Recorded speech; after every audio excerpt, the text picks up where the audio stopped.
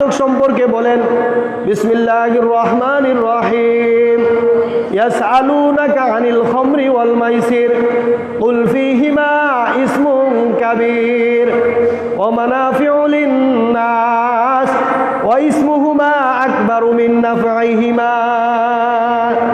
আরবের লোকেরা এত বেশি পরিমাণে মাদক গ্রহণ করত, মাদক সেবন করত। এই মাদক যে একটা স্বাস্থ্যের জন্য ক্ষতি এবং এটা যে একটা পাপ কাজ, এটা তারা মনে করতো না।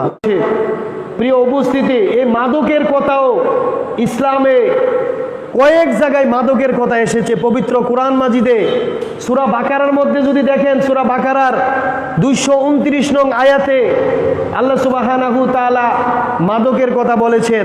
তারপরে সূরা নিসার 43 নং আয়াতে মাদকের কথা বলেছেন, মাদক দ্রব্যের কথা বলেছেন। সূরা মাইদার 48 নং আয়াতে মাদক দ্রব্যর কথা বলেছেন। প্রিয় উপস্থিতি, কোন কাজটা মুসলমানরা করতে পারবে, কোন কাজটা করতে পারবে না, এর বিধান পবিত্র কোরআন মাজিদে স্পষ্ট বর্ণিত হয়েছে, এসেছে। আপনি পবিত্র কোরআন মাজিদে এবং রাসূল পাক সাল্লাল্লাহু আলাইহি সাল্লামের হাদিসে এমন কোনো বিষয় পাবেন না, মানুষের জীবনের এমন কোনো বিষয় পাবেন না যে বিষয়ের কথা কোরআন এবং হাদিসে বর্ণিত হয় নাই। জোরে জোরে বলি সুবহানাল্লাহ। সকল কিছুর কথা কোরআনের মধ্যে এসেছে। এই মাদকের কথাও এসেছে। নবীজি যখন মদিনাতে গেলেন, গিয়ে দেখেন মদিনার মানুষগুলো পানি যেভাবে আমরা গ্রহণ করি, পানি যেভাবে পান করি, তারা এইভাবে মাদক পান করত। এদের প্রত্যেকের ঘরে ঘরে মাদকের ড্রাম ছিল, ড্রাম ভর্তি মাদক ছিল। আরবে তৎকালীন সময়ে মাদক গ্রহণ করা আভিজাত্য মনে করতো, মানে মাদক গ্রহণ করা এরা মনে করতো যে এটা একটা খুব সম্মানের বিষয়। মাদক এবং নারী এদের জীবনে একেবারে এটা একটা কমন বিষয় ছিল। মাদক পান করত আর জিনা ব্যভিচার করত। রাসূল পাক সাল্লাল্লাহু আলাইহি সাল্লাম যখন মদিনায় গেলেন, মদিনায় গিয়ে এই বিষয়গুলো দেখতে পেলেন। রাসূল পাক সাল্লাল্লাহু আলাইহি সাল্লাম এই মাদককে প্রথমে নিষিদ্ধ করেননি। এই মাদক যদি রাসূল পাক সাল্লাল্লাহু আলাইহি সাল্লাম মদিনায় গিয়ে নিষিদ্ধ ঘোষণা করতেন, তাহলে দেখা যেত মদিনার মানুষরা, মক্কার মানুষরা এই মাদক ছাড়তে তাদের কষ্ট হতো।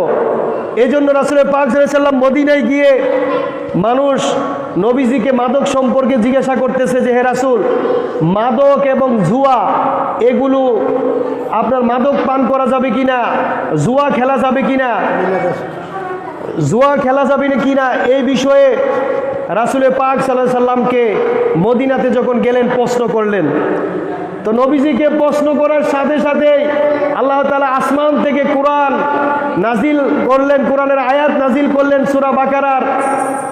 সূরা বাকারার 229 নং আয়াতে আল্লাহ সুবহানাহু তাআলা এই মাদক সম্পর্কে বলেন বিসমিল্লাহির রহমানির রহিম ইয়াসআলুনাকা আনিল খামরি ওয়াল মাইসির কুল ফীহিমা ইসমুন কাবীর ওয়া মানাফিউ লিন-নাস ওয়া ইসমুহুমা আকবারু মিন নাফঈহিমা। আরবের লোকেরা এত বেশি পরিমাণে মাদক গ্রহণ করত, মাদক সেবন করত। এই মাদক যে একটা স্বাস্থ্যের জন্য ক্ষতি এবং এটা যে একটা পাপ কাজ, এটা তারা মনে করতো না। মাদক গ্রহণ করা অন্যায়, স্বাস্থ্যের জন্য ক্ষতি, এটাকে এরা পাপ মনে করতো না। অর্থাৎ পাপরে এরা পাপ মনে করতো না, মদিনার মানুষরা, মক্কার মানুষরা। তো নবীজিকে এরা জিজ্ঞাসা করতে, ইয়া রাসূলুল্লাহ, ইয়া হাবিবাল্লাহ, আমাদের প্রত্যেক ঘরে ঘরে মাদক আছে। এই যে ইসলামের প্রাথমিক যুগে এই যে আমরা মাদক গ্রহণ করছি, এর ইসলামে বিধান কি?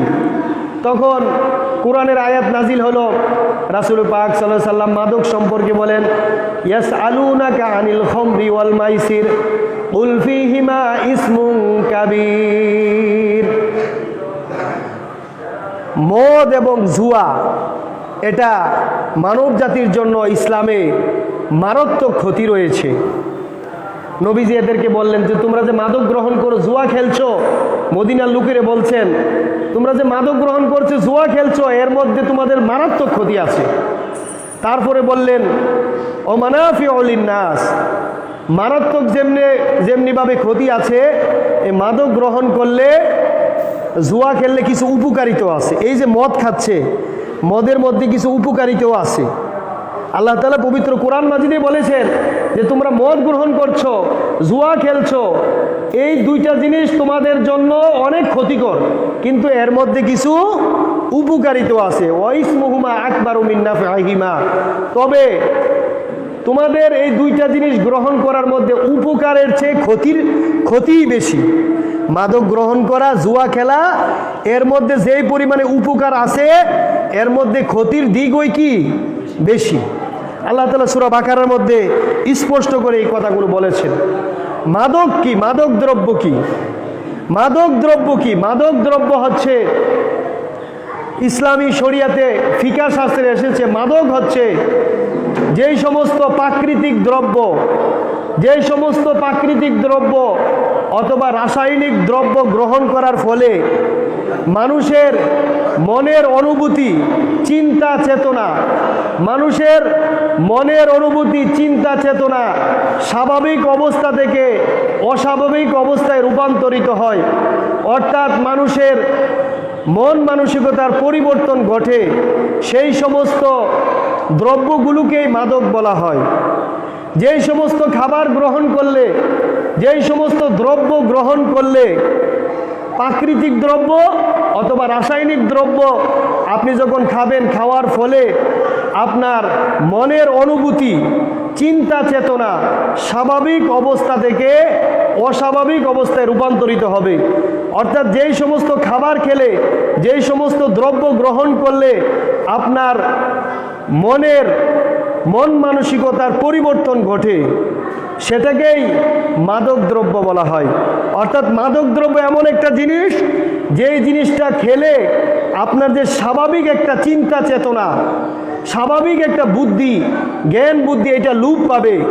এটা লোপ পেয়ে অস্বাভাবিক অবস্থায় আপনি চলে যাবেন। অর্থাৎ স্বাভাবিক আপনার যে কমন সেন্স, জ্ঞান বুদ্ধি থাকবে না, লোপ পাবে।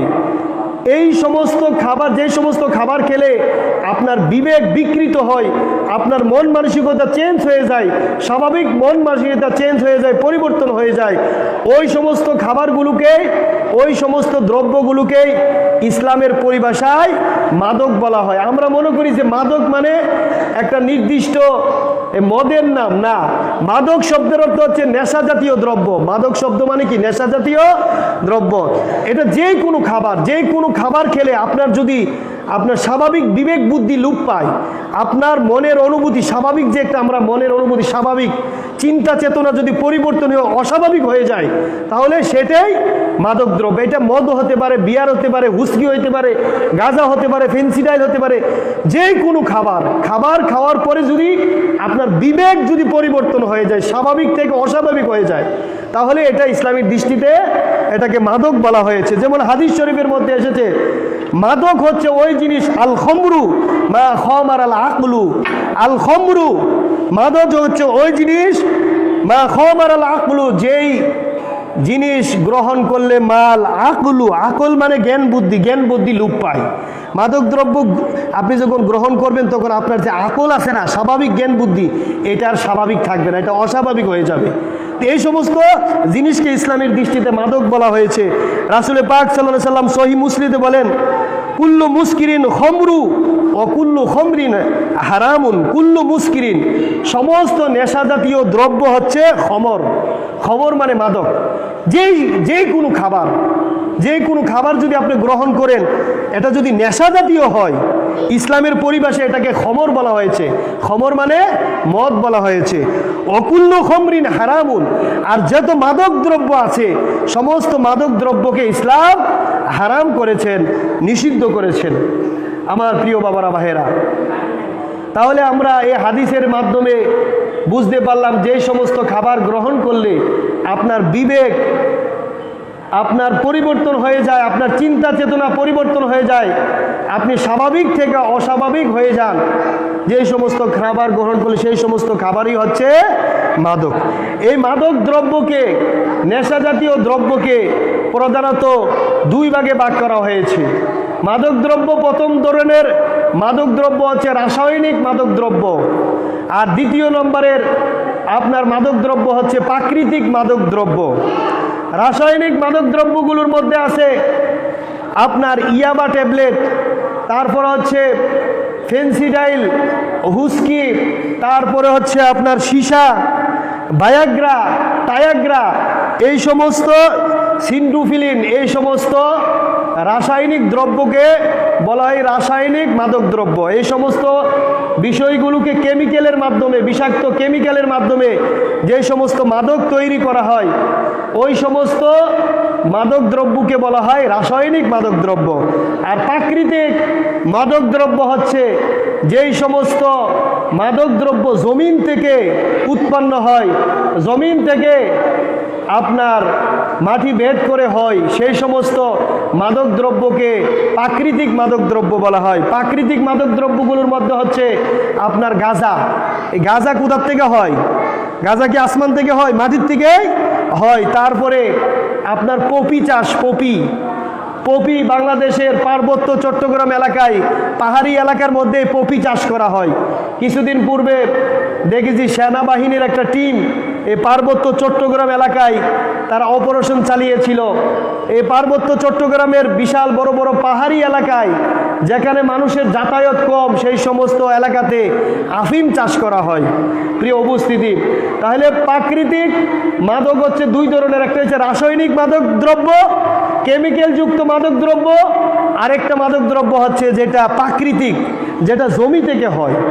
ইসলামে প্রাকৃতিক মাদক দ্রব্য এবং রাসায়নিক মাদক দ্রব্য, সমস্ত মাদক দ্রব্যকেই অকুল্লু খমরিন হারামুন, হারাম ঘোষণা করা হয়েছে, নিষিদ্ধ ঘোষণা করা হয়েছে। এই মাদক কিন্তু এটা একদিক দিয়ে এটা নাফাক জিনিস না, এটা পবিত্র জিনিস। মাদক কিসের থেকে উৎপন্ন করা হয়?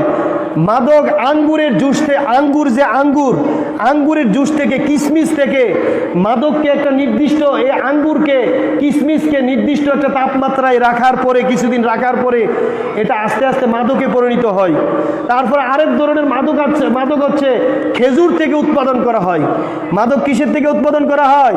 খেজুর থেকে। খেজুরটাকে যখন নির্দিষ্ট পরিমাণে পচানো হয়, পচানোর পরে এটা মাদক দ্রব্য পরিণত হয়।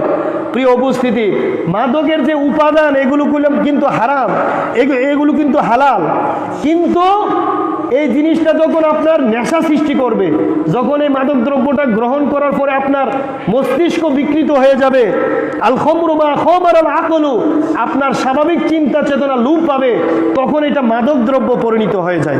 এটা যে কোনো হালাল বস্তু হোক, এটা যদি আপনাকে নেশা সৃষ্টি করে, তখন এটা কি হয়ে যায়?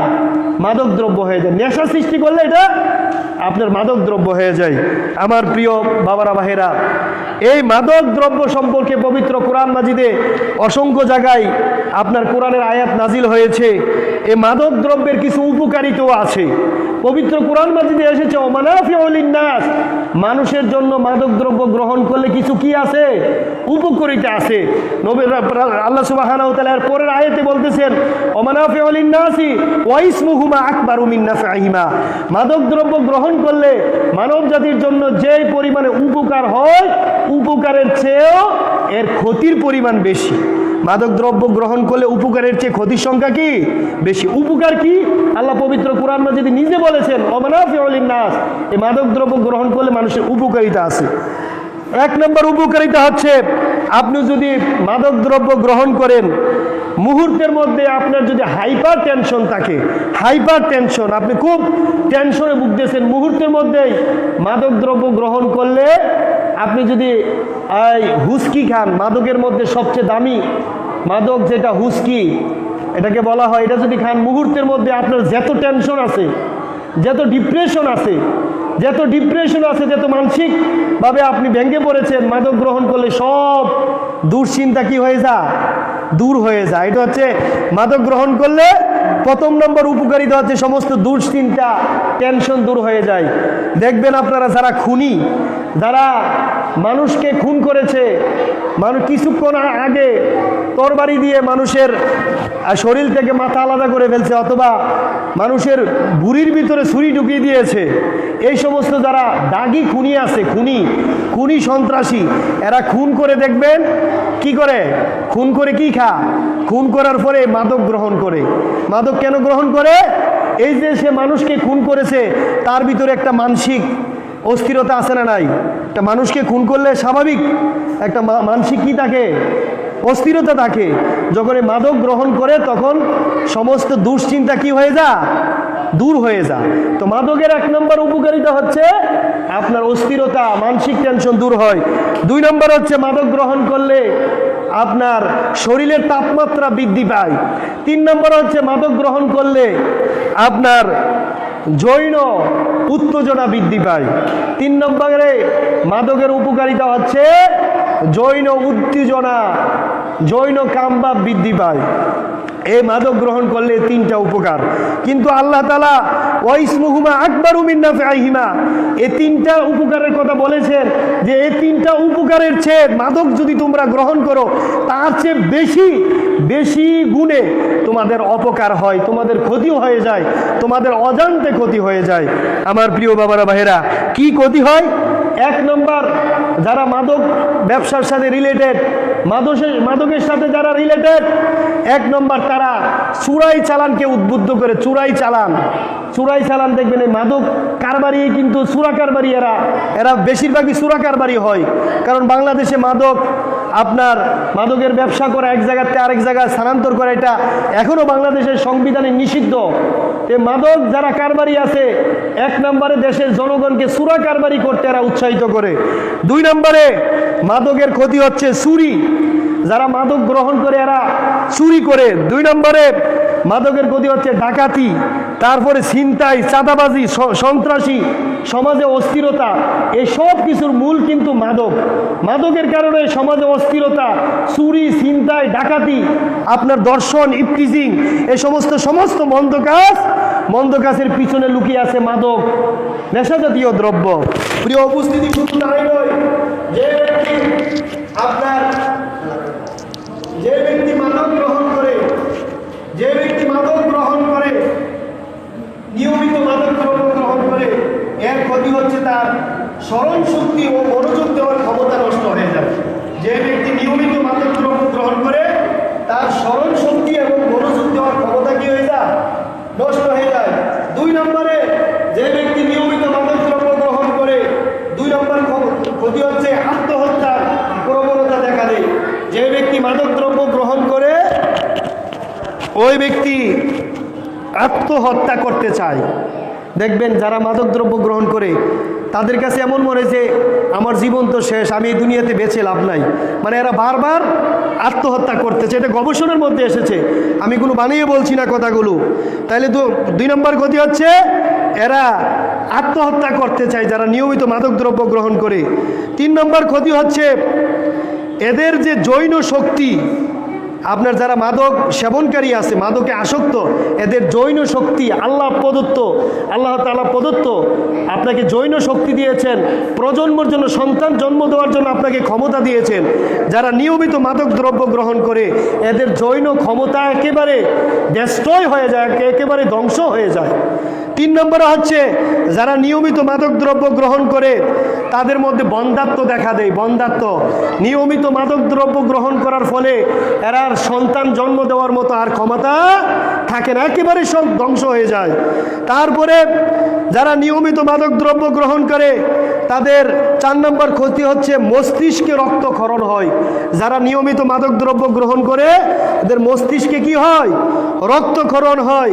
5 নম্বর, মাদক দ্রব্য গ্রহণ করার ফলে এদের লিভার এবং কিডনি একেবারে নষ্ট হয়ে যায়। 5 নম্বর, যারা নিয়মিত মাদক দ্রব্য গ্রহণ করে এদের লিভার এবং কিডনি একেবারে ড্যামেজ হয়ে যায়। এটা গবেষণার মধ্যে এসেছে যারা নিয়মিত মাদক দ্রব্য গ্রহণ করে। তারপরে হচ্ছে যারা মাদক দ্রব্য নিয়মিত গ্রহণ করে এদের রক্তচাপ বৃদ্ধি পায় ও হার্ট অ্যাটাক হয়। যারা নিয়মিত মাদক দ্রব্য গ্রহণ করে এদের রক্তচাপ বৃদ্ধি পায় এবং কি হয়, হার্ট অ্যাটাক হয়। প্রিয় উপস্থিতি, আমার নিজের দেখা এক মুসল্লি, উনি এই মসজিদের পাশের বাড়ি ছিলেন, উনি নিয়মিত মাদক সেবন গ্রহণ করতেন। গত আপনার কুরবানির ঈদের আগের কুরবানির ঈদে আমরা সবাই কুরবানির ঈদে নামাজ পড়ার জন্য যাব, ঈদগাতে যাব। আমরা রাস্তা দিয়ে যাচ্ছি, হঠাৎ করে আমাদের নিকট খবর আসলো যে অমুক লোক, ওনার নাম ছিল দারুন মিয়া, এলাকার নাম বলবো না, উনি হার্ট স্ট্রোক করেছে। ঈদের দিনে সে এই হার্ট স্ট্রোক করেছে। পরে যখন জানাজার নামাজ পড়ে শেষ করে জানতে পাইলাম যে উনি মাদক সেবন করেছে। ঈদের দিন তো অন্য সময় তো মাদক সেবন করে, ঈদের দিন আর একটু বেশি করেছিল। ঈদের দিন আনন্দ ফুর্তি করার দরকার আছে না, ঈদের দিন একটু মাদক দ্রব্য কি করছিল, বেশি গ্রহণ করেছিল। বেশি গ্রহণ করার কারণে সে ঈদের নামাজের আগে হার্ট স্ট্রোক করে মারা গিয়েছে। তো প্রিয় উপস্থিতি, তাহলে মাদক দ্রব্যের যেই গ্রহণ করলে যেই ক্ষতি, এর অন্যতম ক্ষতি হচ্ছে মাদক সেবনকারীরা যারা মাদকে আসক্ত তারা হার্ট অ্যাটাক করার সম্ভাবনা বেশি থাকে। তারপরে 7 নম্বরে যারা নিয়মিত মাদক দ্রব্য গ্রহণ করে এরা একটু কলহপ্রবণ ও আগ্রাসী ও আক্রমণাত্মক মনোভাব পরিলক্ষিত হয়। যারা নিয়মিত মাদক সেবন করে এদের সাথে আপনি চলাফেরা করে দেখেন, এরা একটু আগ্রাসী হয়, আক্রমণাত্মক হয়, একটু হিংস্র টাইপের হয়। যারা মাদক দ্রব্য গ্রহণ করে একটা হিংস্র, আক্রমণাত্মক এবং ঝগড়াটে হয়। তারপরে যারা মাদক দ্রব্য নিয়মিত গ্রহণ করে এদের ভালো মন্দ বিচার করার ক্ষমতা থাকে না। তারপরে যারা নিয়মিত মাদক দ্রব্য গ্রহণ করে এদের দৃষ্টিশক্তি ও স্মৃতিশক্তি হ্রাস পায়। তারপরে যারা নিয়মিত মাদক দ্রব্য গ্রহণ করে তাদের ফুসফুসে ও হার্টে প্রদাহ দেখা দেয়। তারপরে যারা নিয়মিত মাদক দ্রব্য গ্রহণ করে গ্যাস্ট্রিক ও আলসারের সমস্যা হয়, লিভার সিরোসিস ও ক্যান্সার হয়। তারপরে যারা নিয়মিত ধূমপান করে বিড়ি সিগারেট খায় তাদের ফুসফুসের ক্যান্সার হওয়ার সম্ভাবনা বেশি থাকে। এগুলা আপনার রিসার্চে আসছে এবং কোরআন হাদিসের মধ্যেও এই বিষয়গুলো এসেছে। আমার প্রিয় বাবারা ভাইয়েরা, এই মাদক দ্রব্য গ্রহণ করলে এত ক্ষতি জানা সত্ত্বেও যদি আপনি মাদক দ্রব্য গ্রহণ করেন তাহলে আপনাকে কিছু বলার নেই। প্রিয় উপস্থিতি, এই যে আমরা ধূমপান গ্রহণ করি, আমরা অনেকেই সিগারেট খাই, বিড়ি খাই, এটাকে আমরা গুরুত্ব দেই না। অধিকাংশ উলামায়ে কেরাম বলেছেন যে ব্যক্তি ধূমপান করবে, স্মোকিং করে যদি সে নামাজ পড়ে 40 দিন পর্যন্ত তার নামাজ আল্লাহর দরবারে কবুল হবে না। জোরে জোরে বলি নাউজুবিল্লাহ, আরো জোরে বলি নাউজুবিল্লাহ। ধূমপান করে যদি আপনি নামাজ পড়েন তাহলে 40 দিনের নামাজ আল্লাহর দরবারে পৌঁছবে না। মাদকের যেই হুকুম, মাদক গ্রহণ করলে 40 দিন পর্যন্ত আপনার ইবাদত কবুল হবে না। অধিকাংশ উলামায়ে কেরাম ধূমপান স্মোকিংয়ের ব্যাপারেও বলেছেন যে কেউ যদি স্মোকিং করে, ধূমপান করে, তার 40 দিনের ইবাদত আল্লাহর দরবারে কবুল হবে না। কারণ এই যে ধূমপান করতেছেন, এই বিড়ি সিগারেট কিসের থেকে তৈরি হচ্ছে? তামাক থেকে তৈরি হচ্ছে। আপনি তামাক ক্ষেতের কাছে আমার যাওয়ার সৌভাগ্য হয়েছে, তামাক খেতে দেখেছি, তামাক ক্ষেতের মধ্যে কোনো পোকাও বসে না। তামাক যে গাছ আছে, তামাক গাছের মধ্যে কোনো পোকা বসে না। কোনো ছাগলে গরু তামাক গাছ ভক্ষণ করে না, খানা, কারণ এই তামাক হচ্ছে বিষাক্ত। যেই তামাক আপনার পশু পাখিরা খানা, পশুরা খানা, সেই তামাক মানুষ খায় কি খায় না? এই বিড়ির ভিতরে কি থাকে? কথা বলেন, বিড়ির ভিতরে কি থাকে? বিড়ির ভিতরে তো তামাকই থাকে। এই বিড়ি সিগারেট তো তামাক দিয়ে বানানো হয়। আমার প্রিয় বাবারা ভাইয়েরা, এই তামাক ইসলামে নিষিদ্ধ। মদ যেমন হারাম, এই তামাককেও ইসলাম হারাম করেছেন, নিষিদ্ধ করেছেন। যারা নিয়মিত ধূমপান করে এদের ফুসফুসে ক্যান্সার হওয়ার সম্ভাবনা বেশি থাকে, হার্ট অ্যাটাক করার সম্ভাবনা বেশি থাকে। মসজিদে অনেক ধূমপাই আসে, নামাজে দাঁড়ানোর পরে কাশার জন্য সুন্দরভাবে কোরআন তেলাওয়াত করতে পারি না, নামাজ পড়তে পারি না, শুধু কাশে।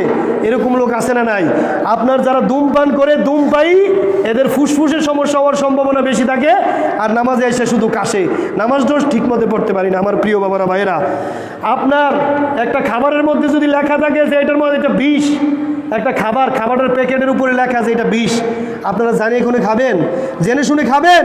কিন্তু মাদকের বেলা, ধূমপানের বেলা, মাদকের প্যাকেটের মধ্যে লেখা থাকে ধূমপান বিষ পান, ধূমপান হার্ট অ্যাটাকের কারণ, তারপরেও আপনারা দেদারসে মাদক খাচ্ছেন। ওয়ালা তুলকু বিআইদিকুম ইলা তাহলুকা। ইসলামে পবিত্র কোরআন মাজিদে মাদক সম্পর্কে একটা মূল নীতি হচ্ছে ওয়ালা তুলকু বিআইদিকুম ইলা তাহলুকা। যে জিনিস আপনাকে ধ্বংস করে দেয়, আপনার দেহের ক্ষতি হয়, এই জিনিস ইসলামে খাওয়া হারাম। এই যে ধূমপান করছেন, এই ধূমপান স্বাস্থ্যের জন্য ক্ষতি না উপকার? কথা বলেন, এই ধূমপান স্বাস্থ্যের জন্য ক্ষতি না উপকার? ক্ষতি। ক্ষতি জেনেও আপনি কেন গ্রহণ করছেন? আল্লাহ পবিত্র কোরআন মাজিদে বলা, তুলকু বিআইদিকুম ইলা তাহলুকা, যেই জিনিস তোমাদের ক্ষতি করে, তোমাদের দেহের ক্ষতি করে, এই জিনিস খাওয়া যাবে না। এই জিনিসকে ইসলামে নিষিদ্ধ করেছেন, হারাম করেছেন। আমার প্রিয় বাবারা ভাইয়েরা, এই মাদক থেকে যাতে আমরা বাঁচতে পারি, মাদক দ্রব্য থেকে যাতে আমরা বাঁচতে পারি, আল্লাহ রাব্বুল আলামিন আমাদের সকলকে তৌফিক দান করুক। এই মাদক নামক ভয়াবহ দাজ্জাল থেকে যাতে আমরা বাঁচতে পারি। আমাদের প্রজন্ম, আমাদের ভবিষ্যৎ সব কিছু, আমাদের ছেলে মেয়ে ধ্বংস হয়ে যাচ্ছে এই মাদকের কারণে। কত পরিবার যে নষ্ট হয়ে যাচ্ছে এই মাদকের কারণে, কত যে তালাক বিচ্ছিন্নর ঘটনা ঘটছে, তালাকের ঘটনা ঘটছে। আমার প্রিয় বাবারা ভাইয়েরা, এই মাদক যারা কারবারি আছে, সামাজিকভাবে এদেরকে বয়কট করতে হবে, সামাজিকভাবে বয়কট করতে হবে। আপনি যারা মাদক কারবারি আছেন তাদের কানে পৌঁছায় দিবেন বিষয়গুলো। প্রয়োজনে আপনি পানের দোকানদারি করে খাবেন, চা বেচে খাবেন, ভিক্ষা করে খাবেন, তারপরে মাদকের সাথে আপনি নিজেকে জড়াবেন না। মাদকের সাথে জড়াবেন, নিজেও ধ্বংস হয়ে যাবেন, আপনার দুনিয়াও শেষ, আখিরাতেও শেষ। সামাজিকভাবে আপনার কোনো মূল্যবোধ থাকবে না, মূল্য থাকবে না। যখন আপনার স্ত্রী বিবাহ দেবে, আপনার কন্যাকে বিবাহ দিবেন, সন্তানকে বিবাহ করে দিতে যাবেন, জিজ্ঞাসা করবে যে তার বাবা কি করে, মাদক ব্যবসায়ী, ইয়াবা ব্যবসায়ী। আপনার এই সামাজিকভাবে আপনার কোনো মূল্য রইল না। আর মৃত্যুবরণ করার সাথে সাথে তো হাদিস শরীফের মধ্যে এসেছে, যারা মাদক কারবারি, মাদক সেবন করে, এরা বেঈমান অবস্থায় এরা মৃত্যুবরণ করে, মৃত্যুর সাথে সাথে আল্লাহ তাআলা এদেরকে জাহান্নামে নিক্ষেপ করবে। আল্লাহ সুবহানাহু ওয়া তাআলা এই মন্দ কাজ থেকে যাতে আমরা আমাদের নিজেকে হেফাজত করতে পারি, সমাজকে হেফাজত করতে পারি, আল্লাহ রাব্বুল আলামিন আমাদের সকলকে তৌফিক দান করুক। আমরা সকলে আওয়াজকে উঁচু করে, কণ্ঠস্বরকে উঁচু করে আল্লাহর কাছে প্রার্থনা করি। আমরা সকলে বলি আল্লাহুম্মা আমিন, আরো জোরে বলি আল্লাহুম্মা আমিন। ওয়া আখিরু দাওয়ানা আলহামদুলিল্লাহ।